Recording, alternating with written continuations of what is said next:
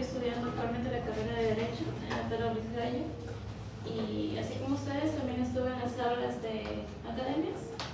Y bueno, cuando ya estás adentro, todo es más fácil, créanme. Eso de que estar en la universidad te mata, no, te matas ingresando, pero adentro las cosas son más fáciles. Más que todo si es que coges una carrera que te gusta. Ya he llevado antes algunas materias, ¿no? Entonces, bueno, vamos por lo básico. Tenemos las nociones generales de la historia. Ok, su concepto general o tradicional, que en base a los exámenes de admisión se toma como tradicional, pero también lo puedes tomar como el pasado histórico. Para relacionarlo a esto, hay otra concepción que, según el prospecto, viene a ser la de Pablo Macera, y que viene a ser que es una ciencia que estudia las acciones del hombre, pero individualmente, en las acciones que se dan en el ámbito histórico. Como puede ser un ejemplo de como ciencia, es el personaje reconocido que ustedes en algún momento habrán escuchado, que es Napoleón, ¿ok? Y él lo toma que esas acciones vienen a ser individuales, porque es alguien que resalta. Pero si lo tomamos como un proceso, podemos hablar de las guerras púnicas, por ejemplo. Es un conjunto de hombres, conjunto de acciones, que se toma en un solo acto y en un territorio. En cambio, lo que les puse de ejemplo anteriormente, como es Napoleón, eso se vendría a tomar en un tiempo y lugar que vendrían a ser ya especificados. Ahora tenemos a las ciencias cooperativas. Aquí les he puesto una mnemotecnia que vendría a ser geodesaria. Pueden separar las letras y así podrán obtener en su examen las ciencias que son estudiadas como cooperativas, ¿no? Porque muchas veces te ponen para marcar y las únicas que se consideran son estas, pero no te las aprendes. Entonces yo les recomiendo, chicos, que como técnica de estudio hagan mnemotecnias y así puedan repasar en sus casas y en el examen no estén sufriendo en ese aspecto, porque el grupo de letras es muy memorista. Ya. Continuando, tenemos que esto es geo, se puede dividir en dos ciencias, bueno, en la mnemotecnia, que vendría a ser geografía y geología. Y en esa área se puede tomar como demografía, economía, sociología, antropología, lingüística y arqueología. Pero ustedes me preguntarán qué es lo que estudia cada una. Ok, geografía vendría a estudiar lo que es el espacio territorial en el que nosotros nos encontramos, es decir, el espacio físico. Recordemos que también existen otro tipo de espacios que lo pueden ver en distintos cursos, como el espacio lingüístico. Pero en este caso, únicamente se centra en lo que viene a ser territorio. También tenemos la geología. La geología lo que enseña, que es más general, la geología se centra únicamente en lo que viene a ser la Tierra. ¿Sí me van entendiendo hasta ahí? ¿Sí? Ya. Luego tenemos a la demografía, que es conocida por estudiar a la población, evaluar sus campos estadísticos, con cuánto se cuenta actualmente y cuál es la diferencia con anteriores, porque es un concepto general. Claro. ¿Alguien más? ¿En serio? Claro, vendría a ser algo de lo que viene a ser como ustedes lo llaman los negocios, pero administración de los recursos. Ahí está, viene a ser la administración de los recursos. Es la ciencia que estudia cómo las sociedades al pasar del tiempo van administrando o, bueno, también podría decirse generando este tipo de recursos para que pueda sustentarse y para que pueda continuar. Por cierto, toda civilización hasta ahora no ha cambiado ello, ha llegado a un punto tan alto y luego ha caído. Podemos tomar de ejemplo actualmente el imperialismo de Estados Unidos, que está haciendo, sí, que está en la punta siempre va a caer. Hay que tenerlo claro. Y es por ello que tenemos tantas culturas. Y seguiremos teniendo hasta que la humanidad se extinga. Bueno, ahora tenemos a la sociología. La sociología lo que estudia es la sociedad. Su mismo nombre lo dice. La antropología, aquí la toman como física, pero ojo que en el examen puede venir como antropología y normal, viene a ser lo mismo, que es el estudio del hombre. También tenemos para intercambiar contenido de información. Podemos tomar como ejemplo que en la antigüedad, mucho antes, en el neolítico, no se hablaba, bueno, ni siquiera había una especie de conjunto de signos porque ellos no hablaban. Simplemente se comunicaban por dibujos o expresiones así, o señas. Y esto también cuenta como un ámbito lingüístico, a pesar que, bueno, no haya sido escrito, no lo hayan contado por escritura. Luego tenemos la arqueología, que estudia los restos fósiles. Ok, una vez aclarado ello, vamos a explicar por qué las ciencias cooperativas tienen autonomía. Porque ellas, justamente como lo dice el concepto, no cuentan o no dependen de otra ciencia, como vienen a ser las ciencias auxiliares. Estas pueden funcionar por sí solas. Es por ello que incluso existen actualmente las carreras profesionales que vienen a tener estos nombres. Quizás algunas no en este país, pero en otros países sí. ¿Y por qué se da ello? Porque únicamente se centra en el estudio de lo que su material indica. Pero si hablamos de estas, que por cierto también se incluye la cronología, sino que no lo puse porque no había espacio, son ciencias que dependen de otras para poder saber qué es lo que tienen que estudiar. No pueden tener un objeto de estudio propio. Y recordemos que estas también tienen valor científico. No quiere decir que las auxiliares no lo tengan, pero de acuerdo al prospecto, pues si te dicen ciencias que tienen autonomía y valor científico, cooperativas. También tenemos a las ciencias auxiliares, que vienen a ser dependientes. Aquellas, como ya expliqué, dependen, por su mismo nombre, de otras ciencias que vendrían a ser las cooperativas o ciencias incluso muy generales como viene a ser la historia, literatura, lenguaje, etc. Tenemos que existe la paleontología. ¿Qué estudia la paleontología? ¿Alguien me puede decir? ¿Hay una pista que empieza con el restos? Restos fósiles. Exacto. La paleontología estudia los restos fósiles. Aquellos que vienen a ser... ¿Qué son los restos fósiles? ¿Alguien sabe? Ya. También tenemos a la paleografía.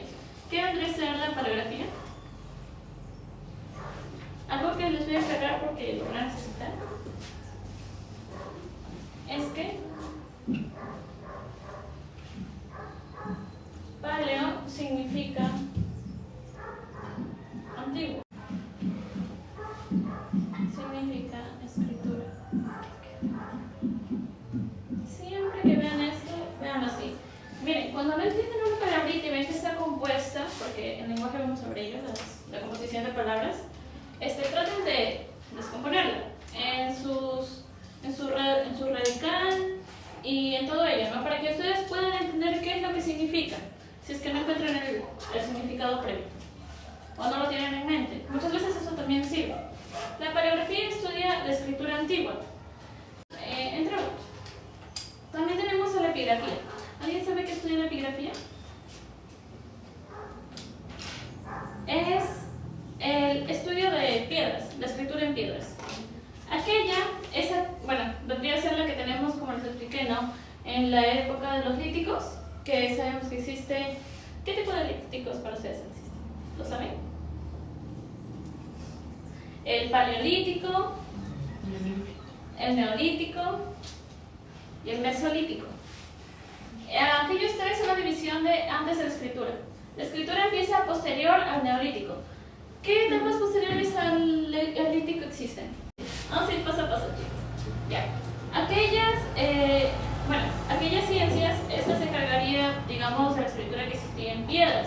Pero no necesariamente tiene que ser escritura, puede ser también algunas personitas o cómo graficaban las cosas que hacían, porque recordemos que aquellos antiguos pobladores plasmaban sus acciones en la... También tenemos el folclore. ¿Sabían que el folclore es una ciencia? Bueno, ahorita ya lo... Claro, son danzas típicas. Entonces, si son danzas típicas, vendría a ser la ciencia del pueblo. Ha sido pregunta de admisión. Y aquella ciencia del pueblo es la que se encarga de estudiar costumbres, tradiciones, pero no hay que dejar de lado a la etnografía, porque ella también estudia lo mismo. Entonces, si les ponen costumbres y tradiciones, no marquen folclore, porque folclore, de acuerdo al prospecto, es solamente ciencia del estudio de costumbres y tradiciones. Pues, porque la etnografía se encarga de centrarse en los aspectos culturales de civilizaciones focalizadas. Luego tenemos a la etnología. ¿Alguien sabe qué estudia la etnología? ¿Comportamiento humano? ¿Cómo? ¿Comportamiento humano? Algo así.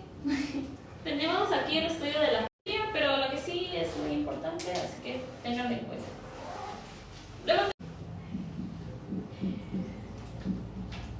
¿no? Ok. Topo significa lugar. Y niña significa nombre. Entonces, ¿qué estudiaría? La ciencia que estudia los nombres. lugares. Muy bien. Es la ciencia que estudia los nombres de los lugares. Se encarga del estudio de, por ejemplo, actualmente podemos decir la avenida Salaberry, lo estudiaría la toponimia. También tenemos a la sigilografía. Es aquella que se encargaba del estudio, es aquella ciencia, bueno, porque sigue siéndolo, que se encarga del estudio de los sellos. Y bueno, tampoco hay mucho que decir de ella. Luego tenemos a la filatelia. ¿Sellada? Los antiguos, sí, que le ponían una especie de arriba como un sellito que le ponían cera y lo plasmaban. Ya bueno, eso iría en la sigilografía. Y la estampilla vendría a ser ya lo más actual. Podría ser cuando te mandan una postal y le ponen una fotito chiquita firmada, eso vendría a ser una estampilla. Ahora tenemos a la heráldica. ¿Alguien sabe qué es la heráldica? ¿No? Miren, pueden asemejarlo con el estudio que, bueno, heráldica, a mí me suena mucho a héroes y yo por eso me lo aprendí. Entonces les doy ese tip porque es funcionando en el tiempo o quizás incluso se han tecnologizado, simplemente se han extinguido y ahora se usan nuevas tecnologías, lo cual aún no pasa porque se siguen usando en tiempos de guerra. Quizás no de forma como era antes, ¿no? Que se ponían así notorios, todo, pero sí se usan los chalecos utilizados. Tenemos a la numismática. ¿Qué estudia? Estudia las monedas y las medallas. Se encarga de ver cómo ha evolucionado, ¿no? Se podría decir que incluso está relacionada con la economía. Así que se podría decir que ¿qué estudia la bibliografía?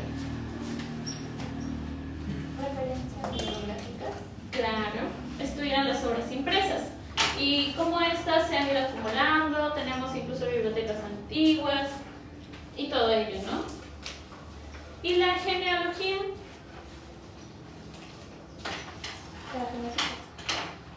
De la genética. Claro, proviene, suena un poquito a genealógico, ¿no?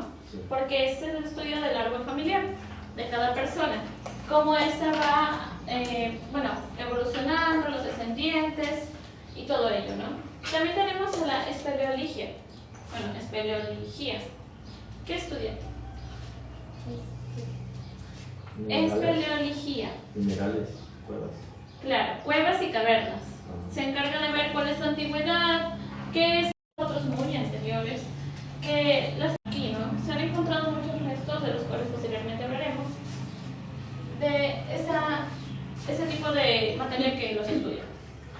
Ahora tenemos por último, a la prosografía, y es el estudio de los personajes. Y nada más, ella. En mi celular lo ponía y leía mientras leía mi TikTok. Y se me quedaba, ¿no? En serio. Y le decía a mi mamá que, ¿qué hacías en el celular? Estudiando. Ahora tenemos a las características. Voy a poner su puntito. Ya. A ver, las características de la ciencia es que es una ciencia práctica, social, perspectiva, selectiva, represible, que tiene relación en el espacio-tiempo y que es verídica. Pero, vamos a explicar punto por punto, ¿no? ¿Por qué es una ciencia? Aquí ya les he dado dos concepciones. ¿Por qué creen ustedes que es una ciencia, de acuerdo a su concepción? La historia. Porque se encarga del estudio simplemente de restos humanos, de restos históricos, pueden ser temporales, atemporales, entre otros.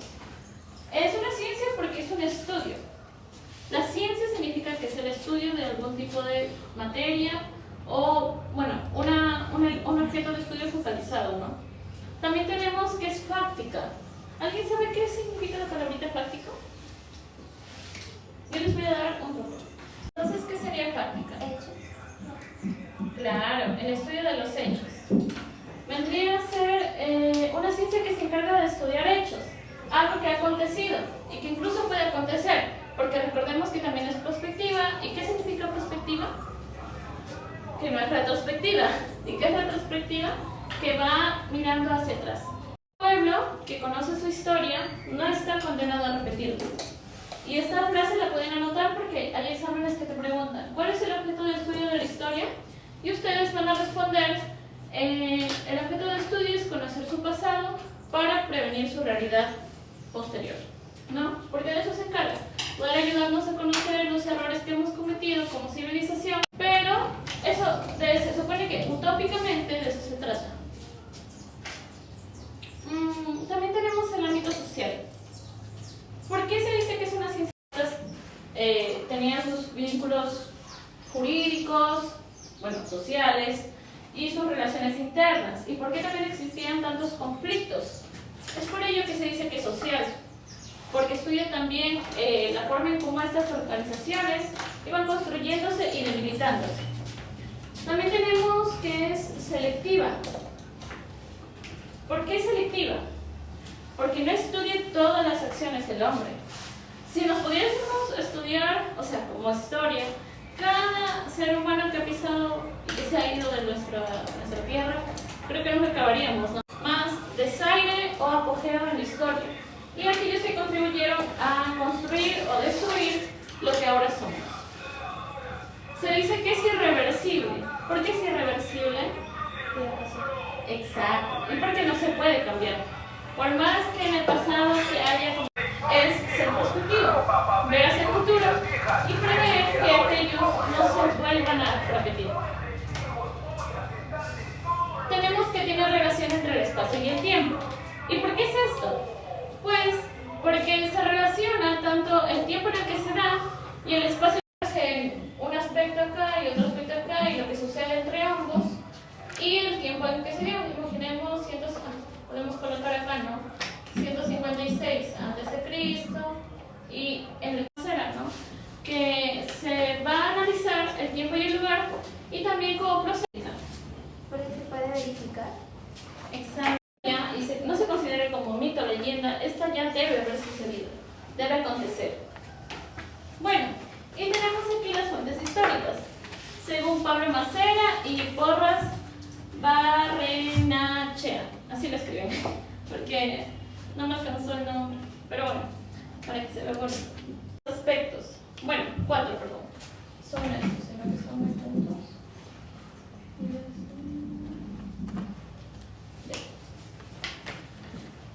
Para Pablo Macera, las fuentes históricas que son válidas vendrían a ser las documentales. ¿Alguien sabe qué significa que sean documentales? Que se almacenen en informes, datos estadísticos, que estén plasmados. Miren, en derecho lo decimos no es positivista, postpositivista, y bueno, lo que significa es que se basa únicamente en lo que ya está escrito. Luego tenemos a la etnografía. ¿Por qué se dice que son etnográficas? ¿Ya lo hemos visto por acá?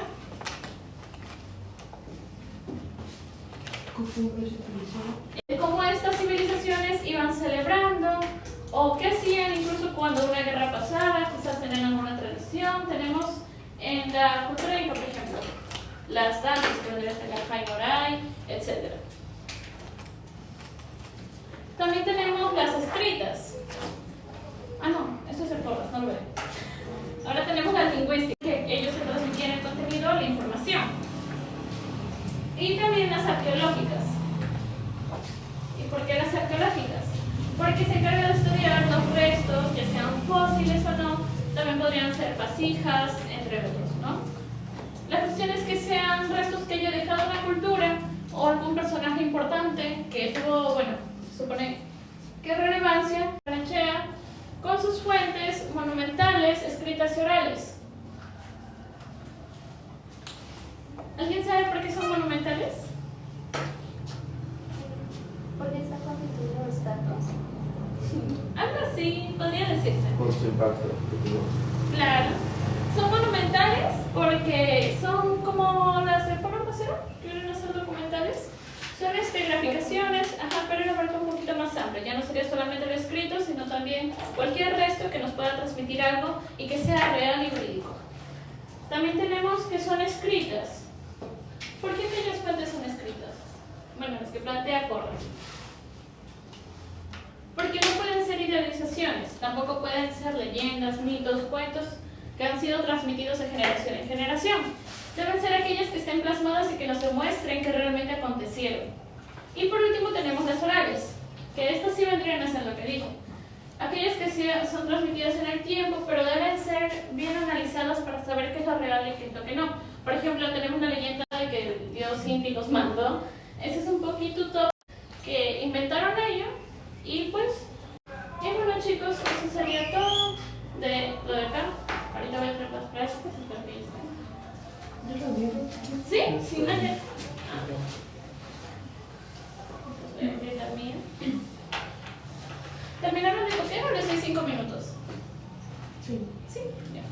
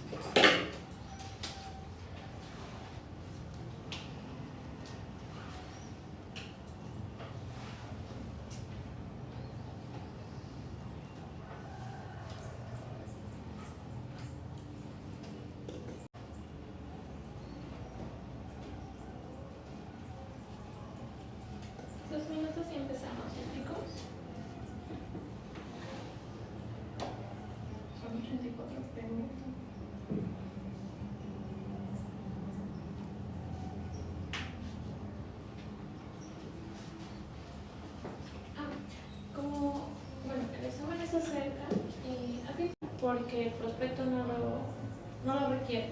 Entonces sería desperdiciar un poquito el tiempo y voy a obviar esos temas por este ciclo para que ellos puedan tenerlo claro. No ustedes también, porque es el prospecto y me voy a basar únicamente en el prospecto. ¿Ya? Por ejemplo, no incluye, digamos, aparatas, son temas que no vamos a ver y nos vamos a focalizar únicamente en lo que piden. O alguno va a postular a alguna otra universidad.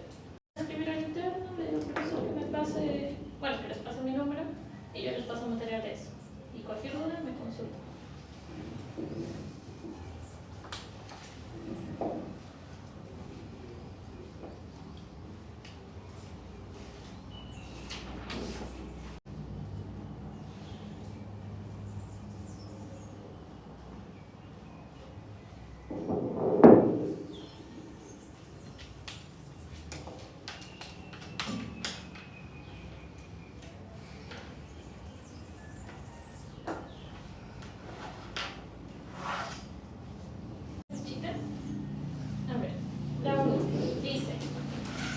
De las siguientes afirmaciones, ¿cuáles corresponden a la historia como ciencia? Y nos plantea las siguientes. Narra los hechos más trascendentes, es maestra de la vida, critica las causas, el proceso y efectos de los hechos del pasado histórico, describe a los hechos del pasado de la humanidad y describe, analiza y critica hechos más importantes del pasado histórico. ¿Cuáles corresponden a la historia como ciencia? Les doy un minuto.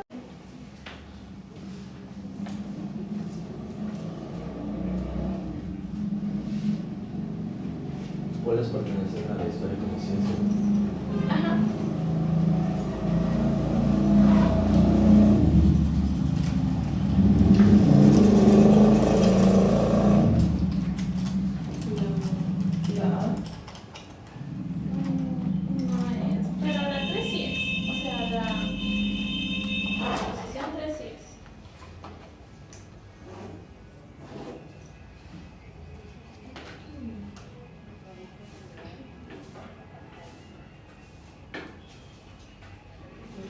Es la E. Muy bien, es la E. Porque narra hechos más trascendentes, sí, pero no como ciencia, sino como un concepto general. Por eso está especificándonos que ella quiere al fin hacer algo científico. Y saben que para que algo sea científico debe ser válido. Y para que algo sea válido se le debe criticar, debe estar en un constante debate de si lo es o no lo es.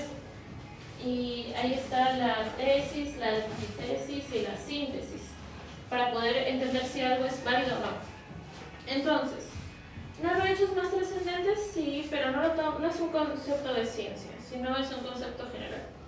¿Es maestra de la vida? ¿Critica las causas, el proceso y efectos de los hechos del pasado histórico? Sí, porque está criticándolos para saber si es verdad o no, para debatir si es correcto o de repente tiene algún template. Los escribe, pero no los está tomando como ciencia porque no los está debatiendo, simplemente está hablando de ello, porque fácilmente puede estar escribiendo una leyenda y una leyenda no viene a ser una fuente científica, sino una tradicional.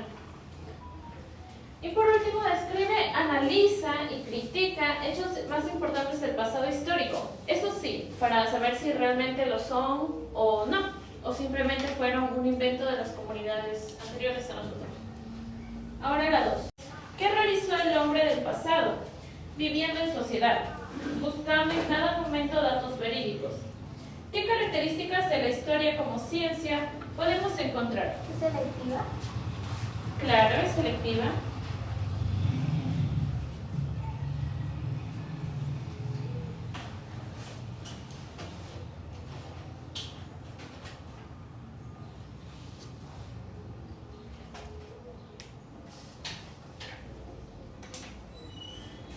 ¿Qué dice? De acuerdo al presente enunciado, es decir, que se basan en lo que dice. Todas las características que están acá son válidas. Es porque es prospectiva, es irreversible, es social, selectiva y verídica, y relación espacio y tiempo. Pero aquí me están dando un enunciado para yo analizarlo y saber qué características están presentes en esta proposición. información en esta oración. Entonces deben analizar el enunciado. Por eso siempre, cuando vayan a contestar una pregunta, también no sé, ¿cuál es incompatible con el texto? Y todas las alternativas ustedes marquen una compatible. La primera que ven. Tienen que tener cuidado en ese aspecto. Ya.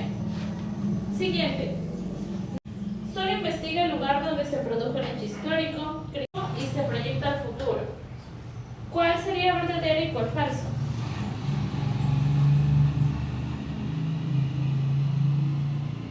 ¿Es la A? Sí, es la A. Porque solo investiga el lugar donde se produjo el hecho histórico, sí, porque es selectiva. Critica, evalúa los procesos sociales. Ah, no. Tengan cuidado con la 1. Es falso. ¿Por qué? Porque solamente no estudia el lugar donde se produjo el hecho histórico. Se expande un poco más.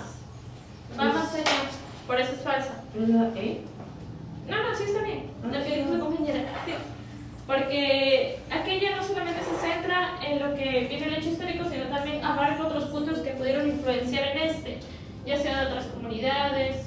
Podemos ver acerca sobre la invasión Wari, que invadimos Moches, está investigando de qué lugares a cuál se fueron. Que se centra en un solo aspecto, sí. Se centra y escoge qué objeto de estudio va a evaluar. Pero es diferente cuando esta ya se va expandiendo a más lugares y recolecta datos para saber, evalúa los procesos sociales. Sí, los tiene que criticar para saber si estos son verídicos o no. Investiga todo lo que hizo el hombre en el pasado. Averigua dónde y cuándo se produjo el hecho histórico. Eso sí, para poder saber y ubicarnos en el tiempo, como lo dice Pablo Macera. Siguiente. El historiador trabaja con el pasado tratando de encontrar las causas del presente. Por esa razón su trabajo es laborioso, pues la gente que participó de esos momentos ya no están, por lo que en su investigación recurre a fuentes históricas, muy bien, porque tiene que basarse en algo, y por eso está la división según esos autores. Siguiente. De los siguientes testimonios, las heces fosilizadas o propólitos, los instrumentos musicales, los esqueletos arqueológicos.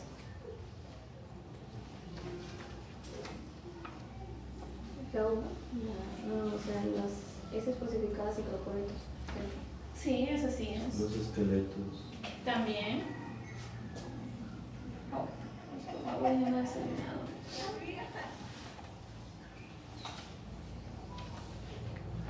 ¿Es la B? Sí, es la beca. Porque si se dan cuenta, las tradiciones, mitos y leyendas no podrían ser arqueológicos porque no están concretas. Es decir, no forman parte de... Bueno, no son objetos fácticos, como podría ser un instrumento musical. Por ejemplo, la flauta o la pollera en las culturas de la sierra. Eso sí se puede analizar y se toma como arqueológico porque es algo que está presente, algo que sí se puede tocar. Eso no podríamos decirlo. Así que sería la B. Al investigar el origen de las grandes culturas de la antigüedad, como la incaica, romana, etc., el historiador lo explica en base a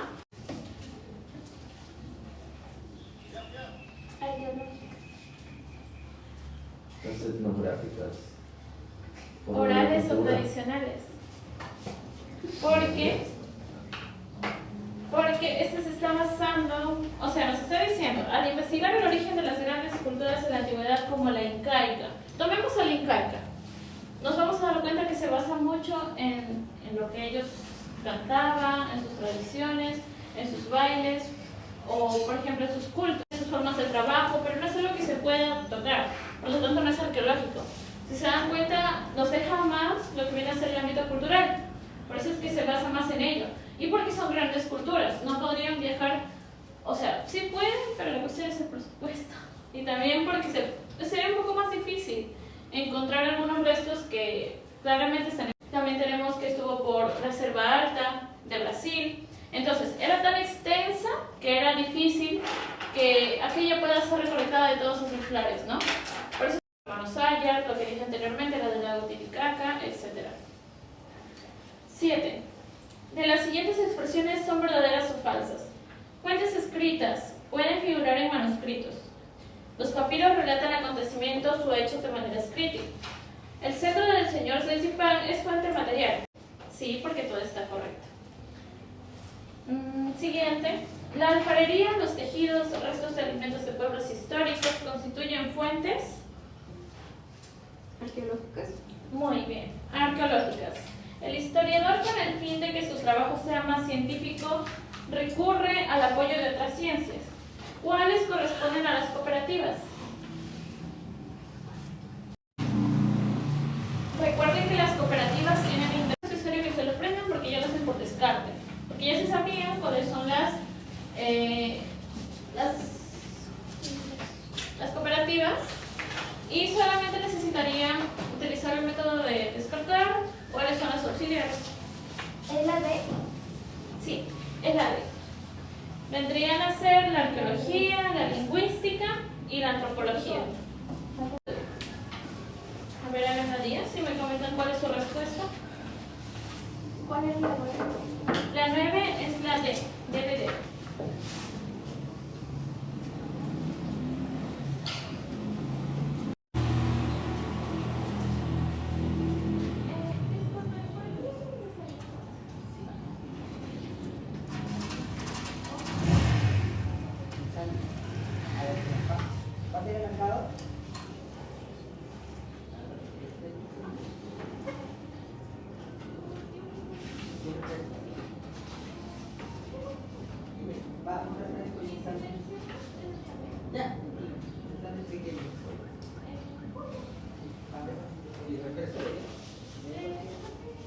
¿Embotellado? Ya. Sí, falta camisa para allá, verde. Gracias. A ver, chicos. ¿Le salió la 10? ¿Es la A? Sí, muy bien. Es la A. La 1 se relaciona con la 5. ¿Qué? Sí, ¿no? Claro. La 2 con la 3. La... ¿Podrías indicarme el orden?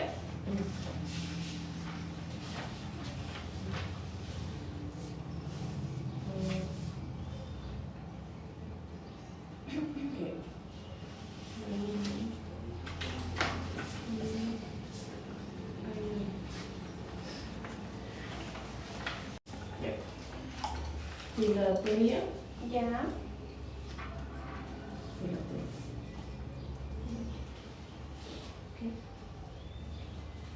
¿Cómo es esto? ¿Cómo es? Ya. A ver. Escudos y razones. Lo hice por descarte. Sí. Escudos y razones. La paleontología, restos fósiles.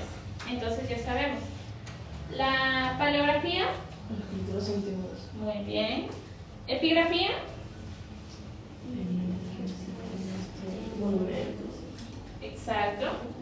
Claro, porque vendría a ser la escritura. Filatelia. ¿Qué estudia la filatelia? Ya. Tengan mucho cuidado con lo que vendría a ser la topografía. Bueno, la toponimia, perdón. La toponimia lo que estudia es el nombre de las calles, pero no las compara. La que los compara viene a ser la anchonimia. Y esta se encarga de, bueno, del contraste que hay entre ellas, ¿no? Por eso tengan mucho cuidado en ese aspecto. Comparación del nombre de calles que se titulan de igual forma, esa es la anchonimia. Y estudia simplemente es que les está pidiendo el nombre de algún lugar. Siguiente. Señale la verdad o falsedad de cada proposición. A ver. Bueno, a ver, después de decir ustedes me dicen si es verdadero o falso. La etnología se ocupa de las razas humanas. Muy bien. Es verdad. La geografía ubica especialmente a los hechos históricos. Sí, verdadero. Sí. Estudia las monedas y medallas antiguas, la numismática. Verdadero. Verdadero. Aquí está. Medallas y monedas. Todo verdadero, chicos. La 13. Las ciencias auxiliares son aquellas que carecen de autonomía y están subordinadas a la historia, entre las cuales tenemos, ¿cuáles serían?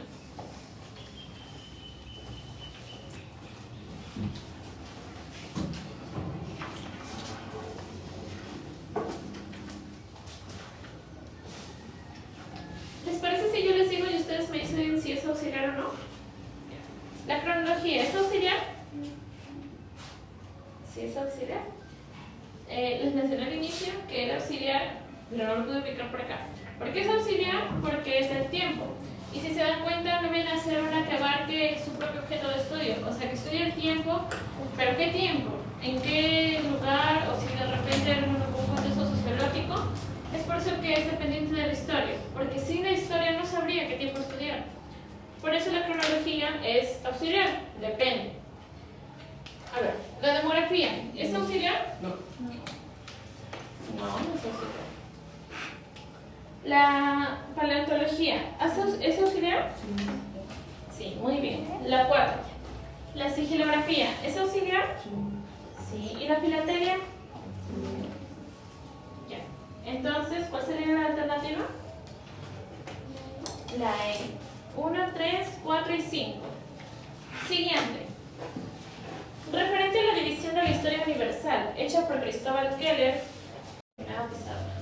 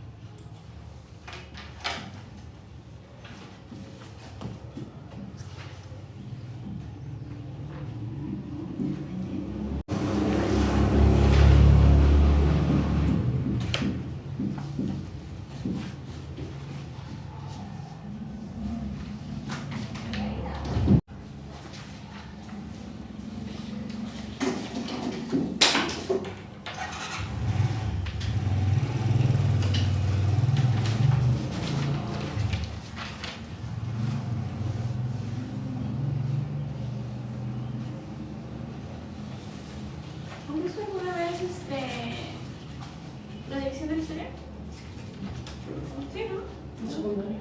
Claro.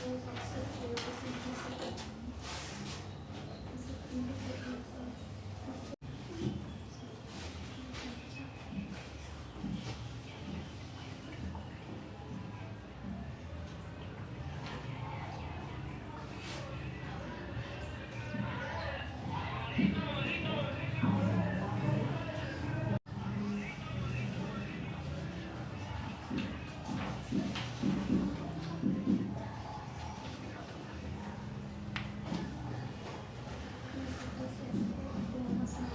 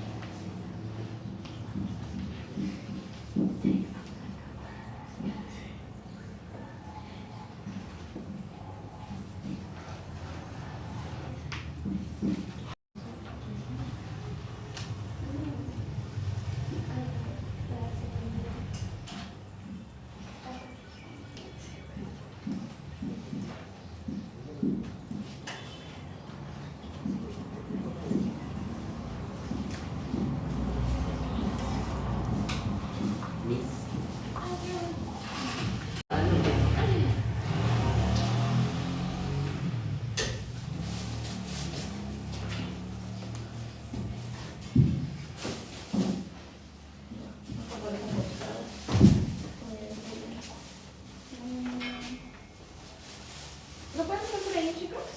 Ah, te pueden quitar de los... ¿Esto no lo puedo? ¿Sí? Ay, me encanta. Por ahí lo pueden poner.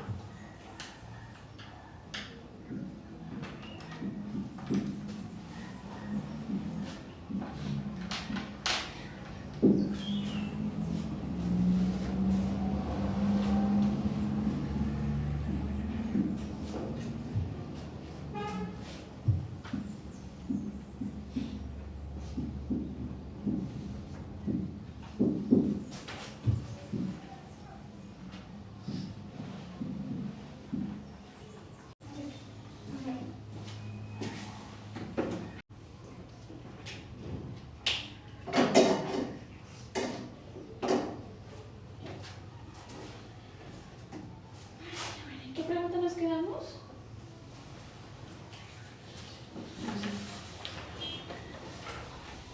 Trece. Bien. A ver, vamos a explicar la división de la historia.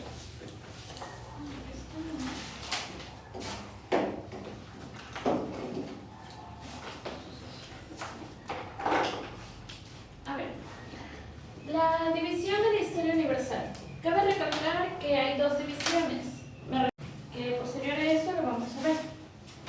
Ok, tenemos a Cristóbal Keller como uno de los que dividió la historia. Y también tenemos a Karl Marx y Federico Engels, que es aquel que lo divide en edad antigua, media, moderna y contemporánea. Creo que es lo que todos conocemos, ¿no? Incluso ahora algunos autores le añaden espacial, porque ya se desarrolló el ámbito tecnológico. Pero según Cristóbal Keller solamente son estos cuatro.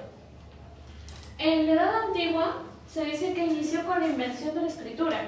Esto ya da cierre a la edad de piedra y a la edad de los metales, a los líticos y a las que les mencioné anteriormente, ¿no? ¿Por qué? Porque el hombre ya no solamente se comunicaba a través de palabras, sino que ya ahora las escribía, las plasmaba en un libro, y pues esto se da gracias a la invención de la imprenta, la caída del Imperio Otomano, y esto sucede en la Edad Media. Pero existen dos imperios: el Imperio Romano de Occidente y el Imperio Romano. Ok, ya, tenemos eso, ¿no? Claro. Y también tenemos la Edad Moderna, que vendría a ser la que inicia con la caída del Imperio Romano de Oriente. Pero si se dan cuenta, la Edad Media finaliza con este y la Edad Moderna inicia. ¿Por qué? Porque hay una transición que está muy cerca. O sea, va en un zigzag, como el hecho ahí. Si usan su cuaderno pueden ponerle una línea temporal, también funciona igual. La Edad Moderna inicia con la caída del Imperio Romano de Oriente, y la Revolución Francesa es la que le da cierre, es decir, con esto termina. ¿Por qué? Porque ya nos vamos a la edad contemporánea, donde ya se hablaban los derechos humanos, donde ya todos estaban en igualdad de condiciones y no había discriminación, ya sea, se supone, ¿no? En un caso utópico que eso debería ser así porque aún sigue existiendo. Pero en el caso que eso se hubiese, bueno, se supone que se está dando, ya no existe ningún tipo de discriminación, puesto que existieron muchas guerras por la libertad, ya que la explotación era muy recurrente, ser lo que es el aspecto económico. Pero bueno, continuemos con la edad contemporánea, y se dice que está hasta nuestros días, ¿no? Que inició esta etapa de que todos tenemos libertades y podemos asumir nuestras responsabilidades sin tener a alguien que nos esté explotando, y eso se da hasta nuestros días. Luego tenemos el materialismo histórico. En el materialismo histórico está, conforme ha pasado el tiempo. Aquí tenemos a Karl Marx y a Federico Engels. Estos dos autores lo plantean así. Vamos a enumerarlos. Nos dice que primero va la comunidad primitiva, donde todo equitativa y las personas recibían así como daban, ¿no? El esfuerzo era colectivo, ninguno explotaba al otro, todos tenían los mismos derechos, y se dice que está relacionado con el socialismo o el comunismo, pero hay muchas diferencias entre ellos, que están ya para todos, básicamente. Pero hay que diferenciarlo del socialismo, porque el socialismo tiene como principio que todos deben trabajar. Y bueno, partiendo de ello, luego se descubrió descubrió la propiedad privada. ¿Qué quiere decir? Que las personas ya cercaban sus terrenos en las comunidades primitivas, ¿no? Empezaban a querer tener sus animales y producirse más para ellos que para el resto. Buscaban un interés propio y no uno común. Es por eso que la economía en este aspecto evolucionó y pasó al esclavista, ya que las personas decían que quien tuviese una pequeña retribución o incluso casi nada, porque la